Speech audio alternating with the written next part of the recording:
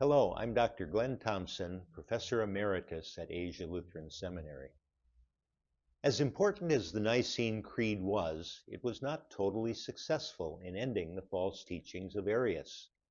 Within a few years, new teachers arose who tried to reintroduce Arius's teachings in modified form, using different expressions and comparisons, but still making Jesus less than fully God and eternal and equal to the Father. For half a century, local and regional councils were held and more creeds were written and discussed. Finally, in 381, a second ecumenical or universal council was held in the eastern capital city of Constantinople.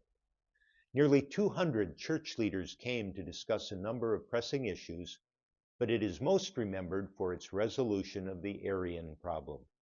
The council reaffirmed the teaching of the Council of Nicaea and its creed. It expanded the creed a bit to offset some of the new wording of the false teachers. Because of new controversies about the Holy Spirit, it also added more about the Holy Spirit, saying that he proceeds from the Father, and in unity with the Father and the Son is worshipped and glorified, and that he has spoken through the prophets.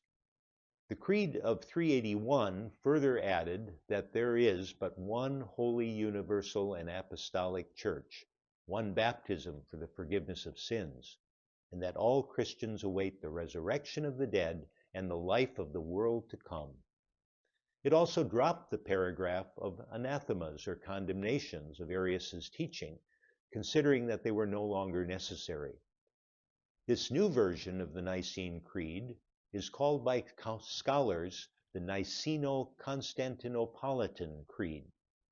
It's the version that came to be used throughout the Church and is still used today, but usually under the shorter name of Nicene Creed.